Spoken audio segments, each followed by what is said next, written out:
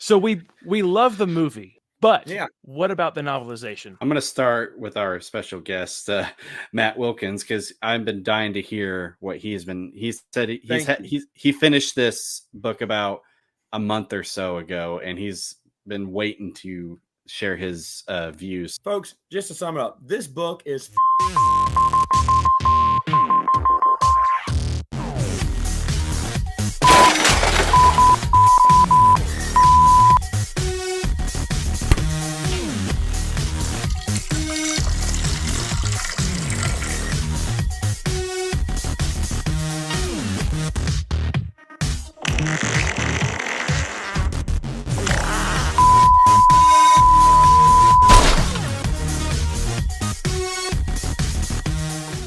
it's not bad.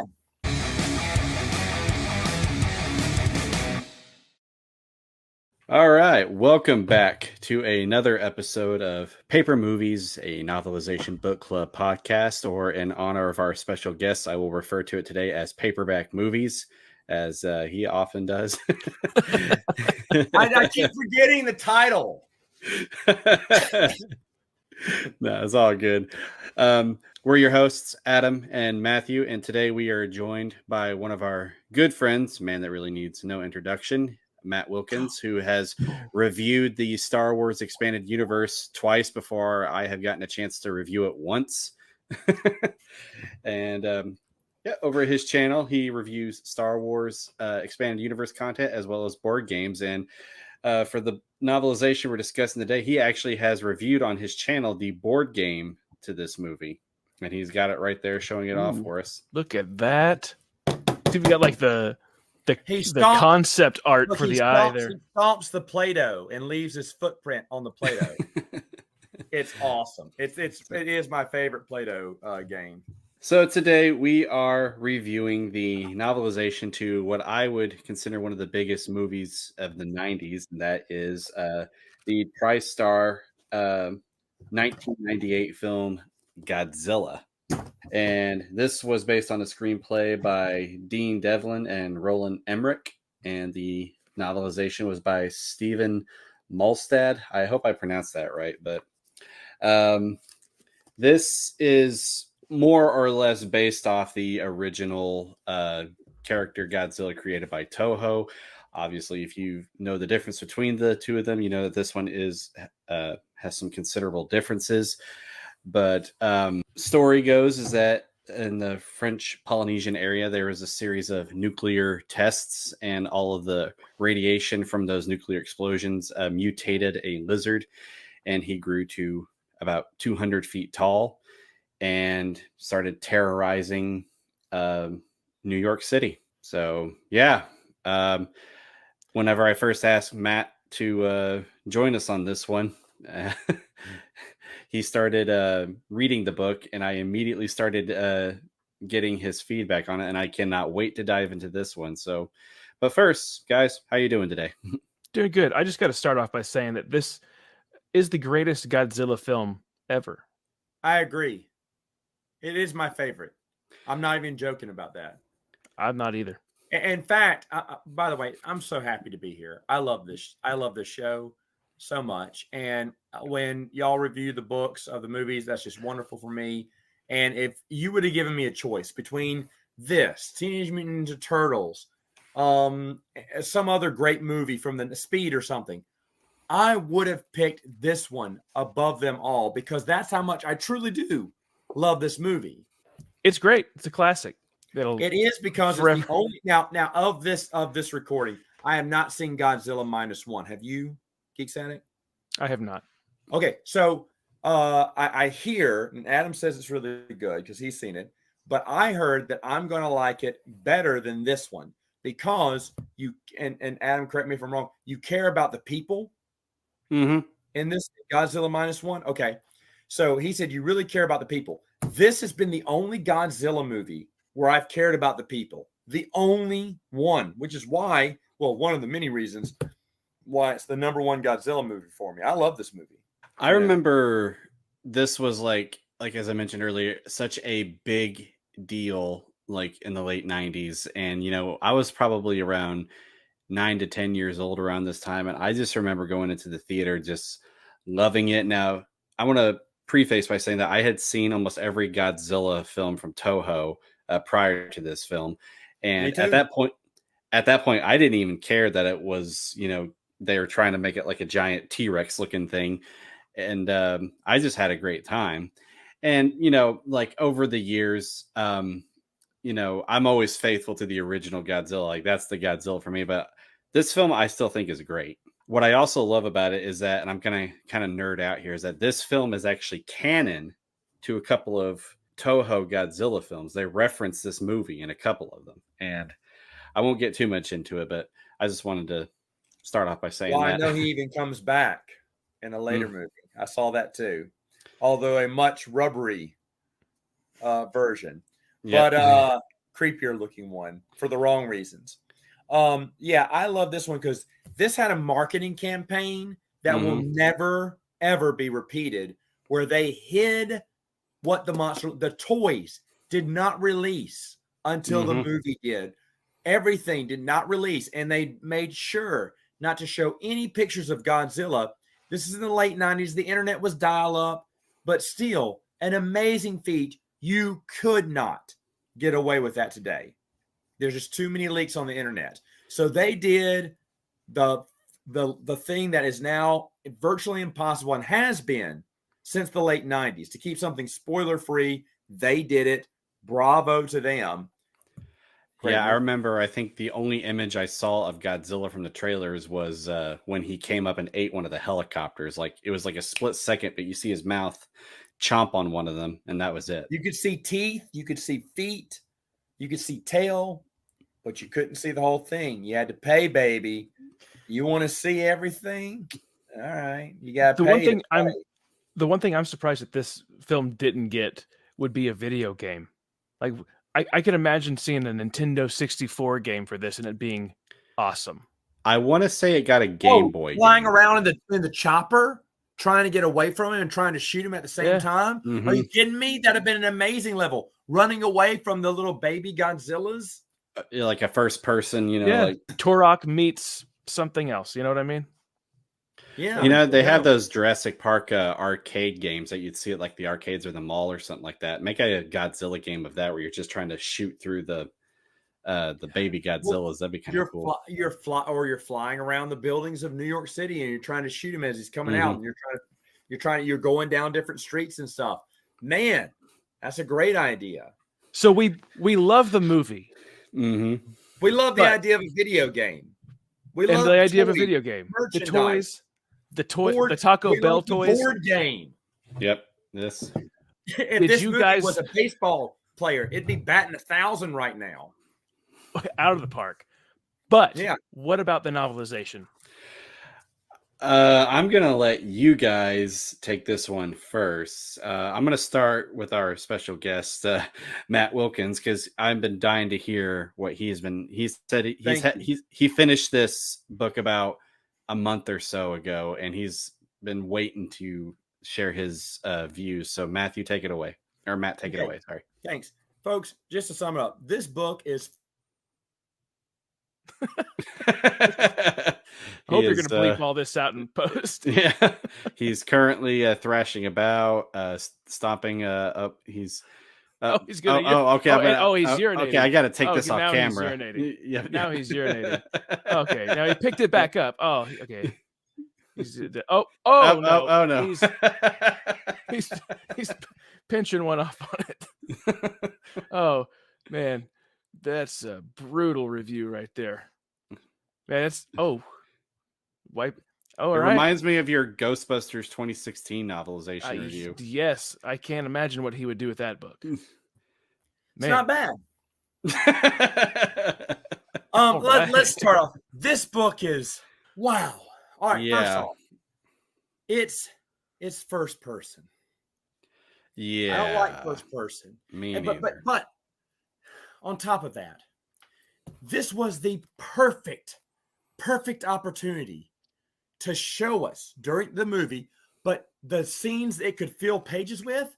What was Godzilla doing? We never knew. I thought that's what this book was going to tell me. Godzilla's walking around. he sees Madison Square Gardens. That's the place. The place for what? The what? But all this other where he's laying eggs and stuff, and we're finding all this out, and but maybe he's about to sneak up on some people and eat them. But then he smells fish. It's the fish trap. There's so many things you could have been talking about. I think it would have been interesting to see him after he got mutated, like maybe a chapter 2 of him like growing, like trying. You could have started with that. You could have started a billion things, but no, it's horrible. It's horrible. The jokes from the movie. I have to watch the movie again. But remember the French not liking what is this? French roast? This is French roast? And in the movie, that's fun. Here, it comes off as lame. Yeah. Try something different. It doesn't give us much insight into the characters, but Matthew Broderick's character. That's the only one it gives us insight because it's the first person of him. And the rest of it's just like plain Jane. I watched the movie. I typed the lines in here, and I was really shocked. I mean, when you guys review movies, when we looked at Jaws and everything else, there's even Jaws 2. There's so much. There's some cool stuff in the book that's not in the movie, or there's some character development that we don't see in the movie. There's stuff that enhances and enriches our next viewing of the movie. This does nothing but make you hate it. If I read this before the movie, I would not go see the movie. Yeah, it's true. There's no action in this one. There's no action. They just walk the steps of the show. Lots of boring moments. Lots of moments where I was like, I just gotta somehow get it through. And long chapters. I'm talking 50. I'm not even making this up. 55 pages was the lowest chapter I think I saw. 50 something. It was in the 50s. But you're talking about 60-page chapters. What? You thought that you'd make this, 5 chapters long or something? Why? Why? It's a terrible idea. While you mention that, I gotta mention something here. I found the hardcover at the bookstore, and when I was going to send you a copy, I was actually tempted to find you a hardcover because I know you like hardback books, but the chapters in this one are much shorter. I mean, they're still long, but like in the paperback, it's like you said, the first chapter is like 60 pages. It was, wasn't it? This one's 39. Well, not the first one. Oh. No, that's the prologue. Never mind. Hold on. First one starts at page 5. Yeah, 55 is when chapter 2 starts. Okay, 55. So you don't count the prologue for the first 5 pages, but that's 60 pages. I was like, what the heck? Yeah, for me, it was like on chapter 39, like page 39. Are you ready? You want to here? Watch this. Here's one of the sentences. Why? Audrey cries. Oh yeah. Yeah. Well, that was when her story got discredited. Yeah. See, the thing that I can't stand about this first person perspective is how we jump from different scenes, like with that Audrey and Animal. Like, how does that all of that information, which it does go into great detail with some of their stuff, like how are we getting that information for this book? Because this is supposed to be written by the main character. This is a book that was written after the events of Godzilla tearing up the city. Like, I just thought it was silly how we're talking about him like, oh, I was doing this, I'm doing this. And then it jumps to a scene where it's like, where does this information come from? Yeah, I know. I was just like, did he just interview Audrey and be like, hey, well, I was at this place at this time. Hey, what were you doing? Just, spell out every detail, please. And the thing that I didn't like about this, and I know it's mentioned in the movie, but they actually what's his name, Dr. Nick Tatopoulos, Matthew Broderick's character. He outright in the book tries to get you to not call the creature Godzilla. Oh yeah, he's like, he was mentioning something that like, oh, the publishers or something were forcing me to say Godzilla. Here's why I haven't announced the name yet, is because we're not to that part of the story. And you're like, what? So it's like, we know the name. We know the name. If you're playing this off as an autobiography, we know it's not what the really name fooling us. But he's just like, the name is actually Gojira. Yeah, it's Gojira, you moron. The Ebert jokes as mayor, pandering to the contributors was funny, but I bet it was funnier in the movie. You know, I know that there was a neat little joke about when he's in the pharmacy trying to get the pregnancy kits. There was a little joke about that. I didn't write it down. I just said that joke was funny. So I don't remember what I said, but I would have wanted more detail and a lot of the scenes, like the Godzilla, the baby chase scene. Boy, it was all over the place. We're following this person, then this person, then this person. Then and I'm sure that's how the scenes in the movie went. But it's a mess when you're trying to read it and you're jumping to too many scenes. Yeah, and I'm thinking, man, maybe I just need to watch the movie to figure out what's going on. Did y'all get that? I got kind of dizzy at that point. That's where it got weird for me. Yeah. It was like the first person perspective to now it's kind of like third person almost. It's and then like it goes back and forth as everyone's getting chased, and it's so jarring to read. I like how they watch it. The computer in here has internet. Thank you, 90s. Thank you, 90s. I love that. The love story between Matthew Broderick and Audrey's character, it's not good. It doesn't gel like it does in the movie. In the movie, you had that note too.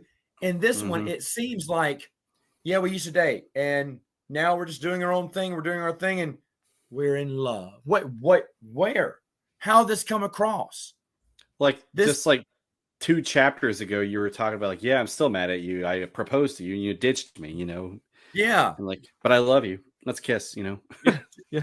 I still have pictures of you in my toolbox.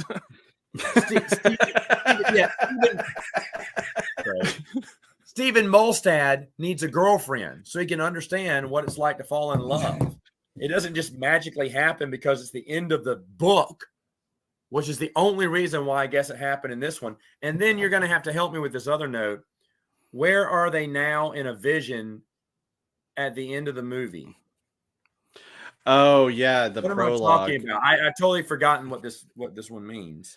Yeah, that was kind of weird. Was there a way? Where are they now? Yeah, like there was a prologue where it kind of says like, "Oh, Elsie is doing this." Dr. Craven Mendel. Okay, now I remember. Yeah, I just didn't want to reread the book anymore. But that part, what are the credits going and it pauses on them? So and so joined the junior ROTC. He's doing great right now. Yeah, there's like sentimental music playing, and they're just like, he eventually joined an OnlyFans. Unfortunately, that was 20 years later when she was 60. I mean, it's just, and Matthew Broderick fell in love with her all over again. He was their number one viewer. Yeah, he's their only viewer. The thing is, though, I just can't believe how you write a book called Godzilla.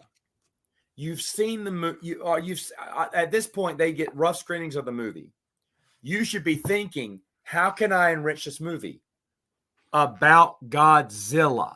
Like, how about tell us where he was, what he was doing? You can do it first person through Godzilla, and you know what? That's what I want to know. Because next time I watch the movie, I go, I know where Godzilla is right now, dropping a deuce in Madison Square Garden.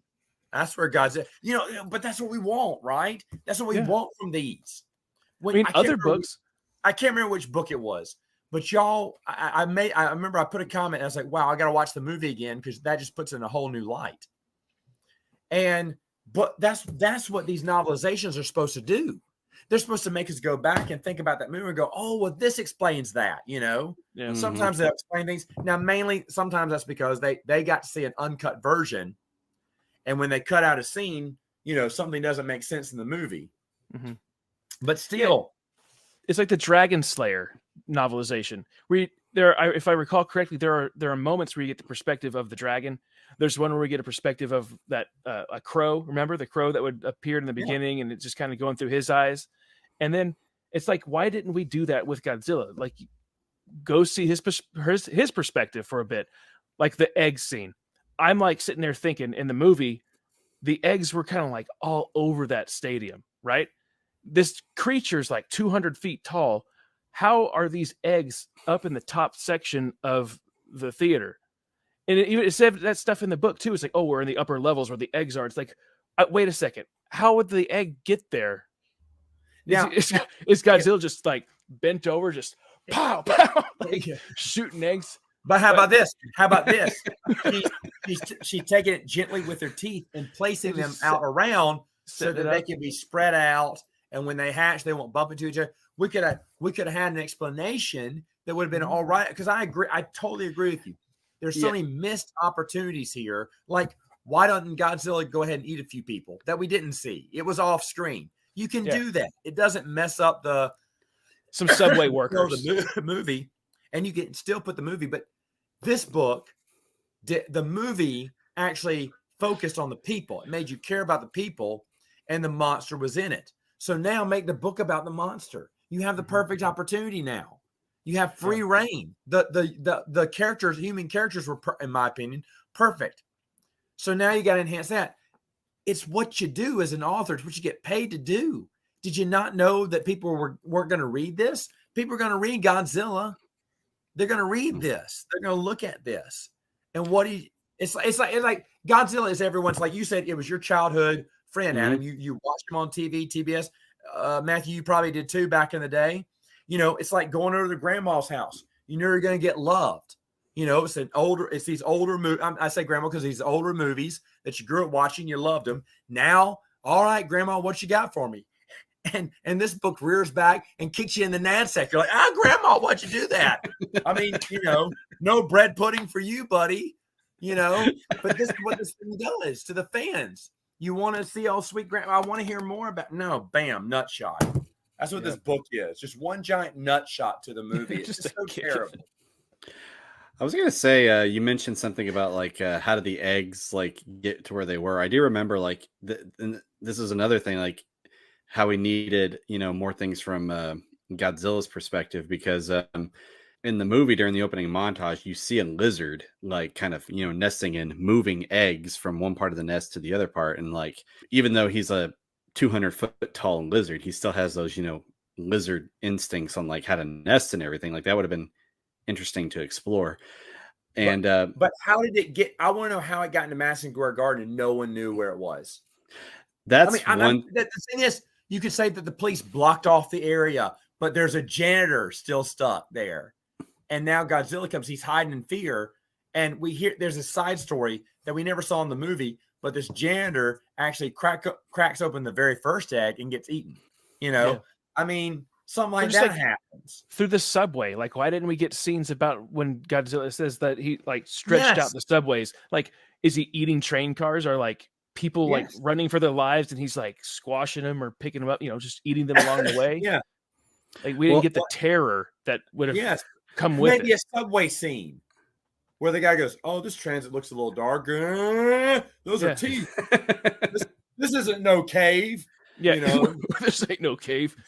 Well, they mentioned that he gets out. He went, "Oh, it's moist in the subway." Wait a minute. Get back in. They've got the breathing mask. Get back on the train. Get back on the train. Well, they mentioned that ain't no cave, sister. After he attacks for the first time, they mentioned that they believe that he might be hiding in the buildings or something like that, which, you know, in a way they were right, but I'm just like, he's not as tall, but he's like wider than most of the buildings. There'd be no way that he could, like, he tried to go through a building and he went through it like in just one step. Like there could be no way he could be hiding through most of those buildings down there. So, but how is he hiding in New York City? Now you could get creative. Again, you could get creative and say that people saw him and ran the other way, or were shocked in terror and screamed down the thing. And so I just saw the lizard. Where? I don't see him. You know, he's right behind that building. Yeah, whatever. You know, I mean, you could have fun moments like that. And the book could have shown us that kind of stuff, but it didn't. And so I do have let me just waste your time. I do have to point out one thing, since, you know, this is Godzilla and we have to make sure that it gets mentioned. But, you know, the whole thing with Godzilla's atomic fire breath in the movie, you see it. Like a lot of people I've seen debate where he's actually shooting fire. And I've actually rewatched the film and rewatched that scene. Yes, you can see the fire coming out of his mouth. But in the book, they call it power breath. Yes. Where he's just like roaring like really, really loud. And just kind of, and that's it created like a wind tunnel type of a thing. See, that's what I didn't rewatch the film before I read this, but I always debated that too in my head. It was like, I don't think he's breathing fire, because there was an explosion, like a car, right, that crashed and blew up, and then he blew the fire away. I think it was a gaseous. What I always imagine, it was gaseous. It's ignitable, and so when the car blew, that's what created the fire. Expanded. The fire lit the. He was farting outside of his mouth. Okay. As a mutated lizard would do. It was methane. His face cheeks were flapping on some of them, and he was just letting it go because he had too much to eat. Them New York chili dogs, and when it gets caught on fire, you better run. Yeah. Well, the first time I saw it, like I could see fire like igniting in his mouth. Like the second time, Oh, you did? Okay. yeah, like I saw his mouth glowing. And then the second time when he's chasing the taxi cab, I did actually see what you were talking about, Matthew, where he's just kind of like roaring, and then I see a car fly up and it explodes. So I'm not sure. It's been a while since I've seen the movie, so you're probably right. they probably. I Just definitely want to couldn't make up their mind. rewatch the film. Yeah, I I want to rewatched rewatch it. the film soon. Just to get the awful taste of the book off my head. Yeah. Yeah. We should do another watch along. I remember on my first channel we did a watch along 2 years back. That was fun. Yeah, that was good. But what do you guys think about the way the author described Godzilla? I was irritated with it because he kept like more heavy on the alligator descriptions rather than the obvious iguana, right? It's like he was trying to throw us for a loop. He's like, he could be part iguana, or he was trying to make it more menacing, I think, but missing the mark because it's not an alligator. What do you? It's like when everyone is looking at the clouds and they see something different. Maybe he sees an alligator, but I don't get it. He's like, it's half alligator, it's half iguana, and half. Komodo. I don't know how you get three halves in one, but yeah, Komodo. Yeah, it's like how many lizards are on that island? and half turtle. It's got gamma armor. Wouldn't it be great if they had tied that to the Ninja Turtles somehow? Oh yeah, you could. That's the half gator iguana that got stuck in there. We wondered what happened to him. And there could have been a fight in the subway or the sewers when Godzilla's going through. Hey, there could have been some action happening in here, but there wasn't. Yeah. I mean, they did make a Marvel Comics run of Godzilla where he fought the Avengers. It would have been better than what we got. Yeah. I'm just so disappointed because there's a certain quality, a je ne sais quoi that your book club here holds a standard to, and very rarely. How many times have y'all had someone have someone go below the bar? I know you've had some disappointing ones, like, it was okay, kind of run the mill. I know y'all had some of those, but how many big stinkers like this? Jaws: The Revenge for me, definitely. That was rough, but in defense of that one, it gave us a lot more than this did. That's whole true, different it did. part of the story. Like that expanded a lot of the Jaws lore, if you will. Yeah. This is just the same thing. We didn't get anything new, really. It's lazy though. It's lazy. And I thought about that too. I was thinking, I didn't look up this author to see if he'd done anything else. And I was wondering if this was like his first go at something. And he's like, you know what? I don't know what I'm doing. I'll just retell the story, but from first person perspective. That'll be cool.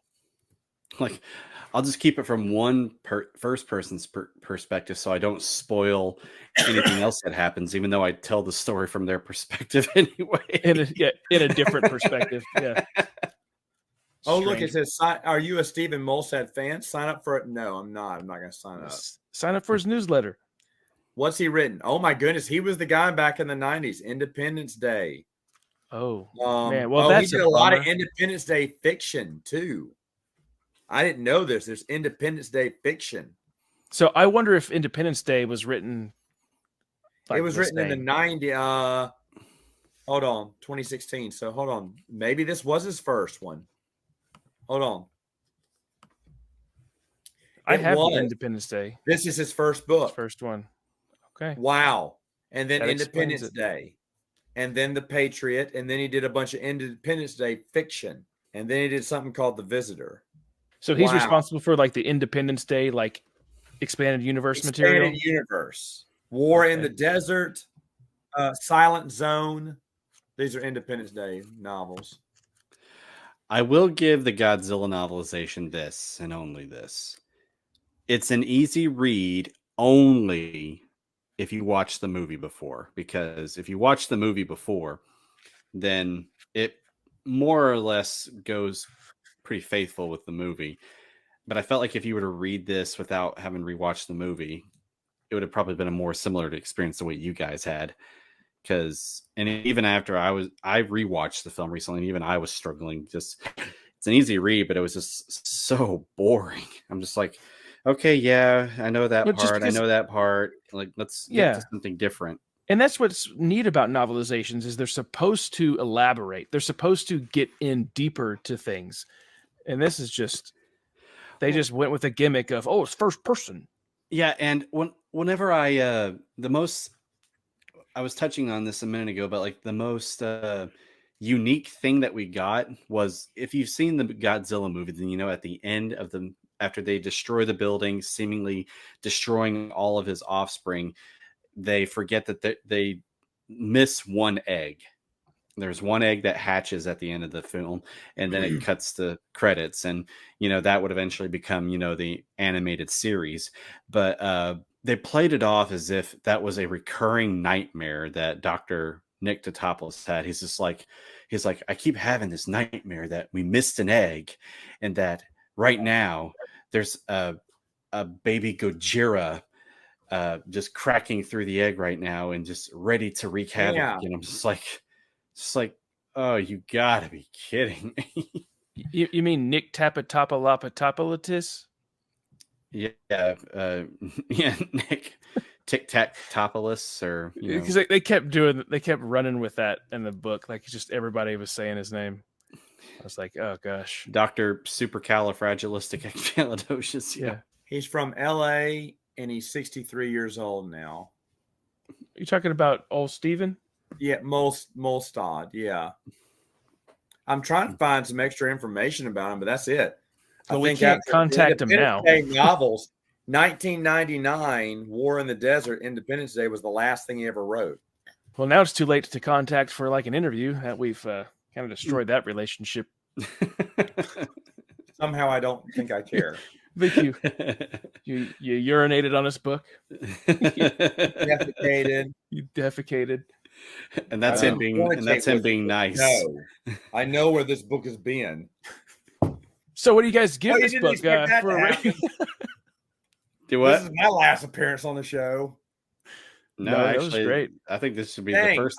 This is just the beginning. Like, I sent you a Jaws 2 novelization, and if you could ever pry it from your daughter's hands, we should discuss it.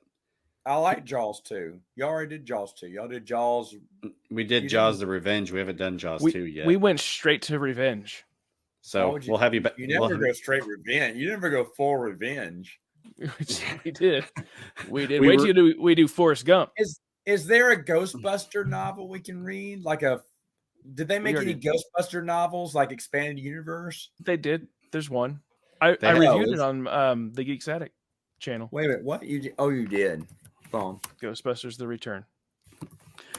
For my grade, I would probably, at very best, a D-. The only reason why it's not a full F is because I did think that it was somewhat of an easy read, and but overall, it doesn't offer too much of anything to interest me. And when you want to read a book and you want to be immersed in it to where you don't want the book to end, I was wanting this book to end. I was like, I agree with that rate. I'll give it a D. I won't go D- because if I never got to watch the film again ever, and I wanted to experience it, I can depend on this to tell me the story exactly as it was. From one person's perspective.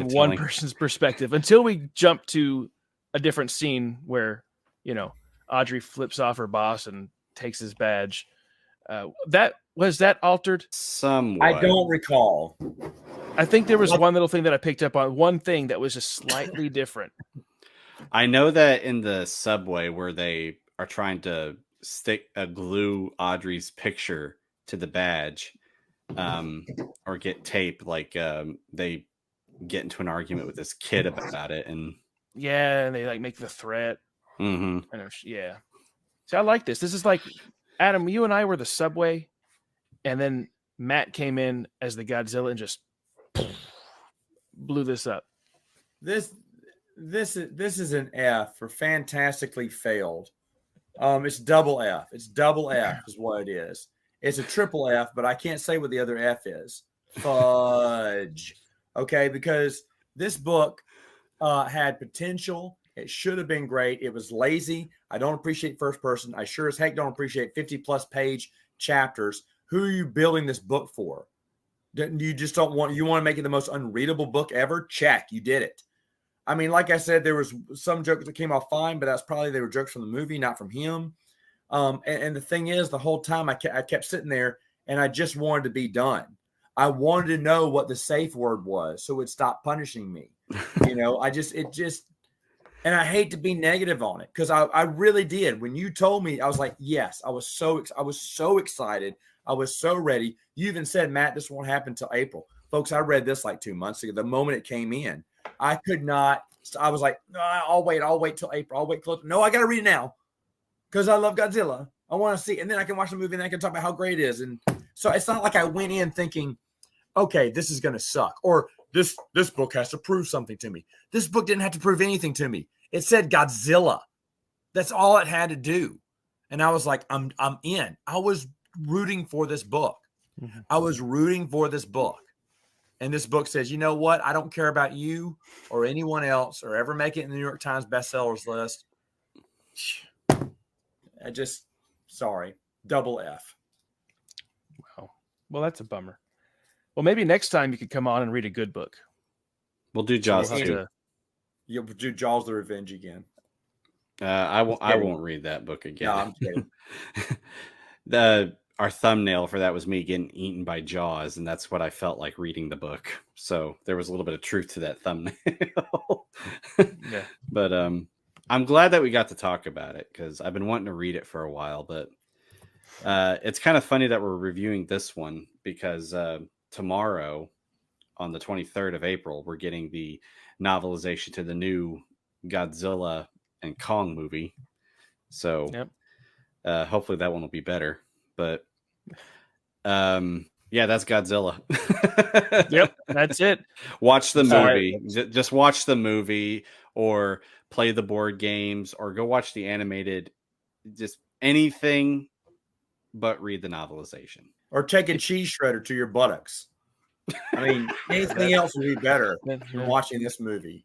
But if you really want a bad day, the movie, excuse me. If you want to have a bad day, read it. Yeah. Read it to your kids while they're trying to go to bed. It's like if you want read it and you'll fall asleep. Yeah. If you want to feel like how New York felt whenever Godzilla trampled through it, then read the novelization. Well, we're going to close out here. Okay, so next month, Paper Movies are supposed to be going on a break, but that's not actually happening. Things have changed. Jeremy and I don't know, Adam, if you're in or not. I can't remember I'm if in. you were agreed to it. Okay, we are going to be talking about The Terminator. It's a novelization by Randall Frakes and Bill Wisher. And that's one I'm going to have to do a little bit of extensive research because I apparently blew their minds whenever I said it. I actually have only seen one Terminator film, and it wasn't the first one. And Matthew's, I'm kind of scared. I'm hoping it doesn't come up behind me and start like in the next room. He's going to break in there and tackle you. Like, ah! Yeah. What'd you see? Terminator 3? Which one was that? The one with the lady that was the Terminator. Okay. Hey, in my defense, I was hanging out with my girlfriend and her Wait, mom, are you serious? That's the one you saw? Yeah. I'm going to go watch them. It's not because I didn't want to watch them. I just never got around to it. Why Terminator 3? that's just the one they wanted to watch at the time, and I was just like, okay. And I was just like, I remember thinking, I'm like, I want to watch the Do me a first two favor. films. Yeah. I want you to read the book. Should you read the book first? I'd be interested.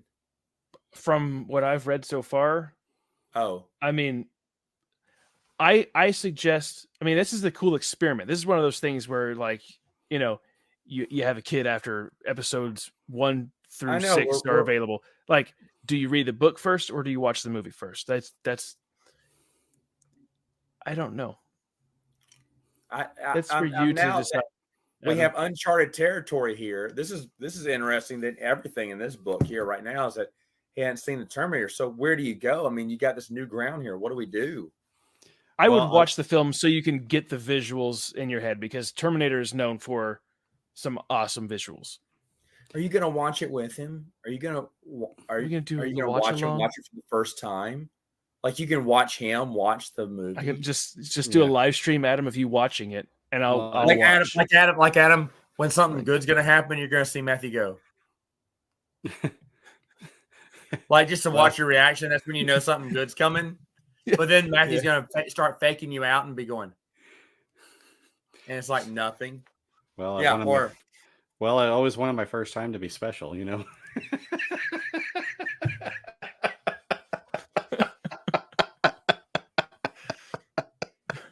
Yes.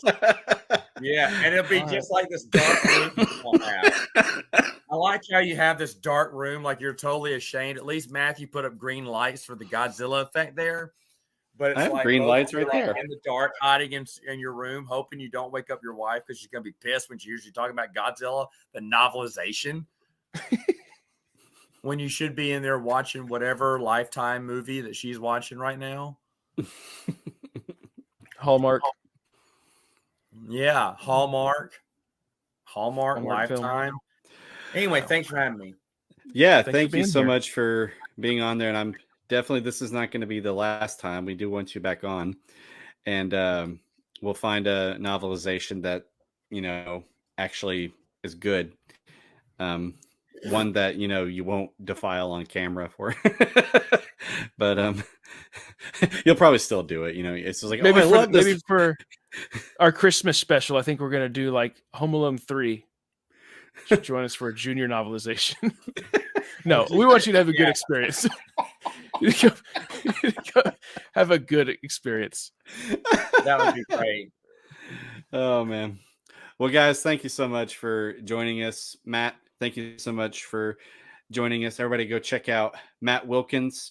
Like I said, he does a lot of Star Wars Expanded Universe reviews. He's reviewed all of the books twice. I haven't even reviewed them once. And you're currently working on the TV shows and the movies now, right? Yes.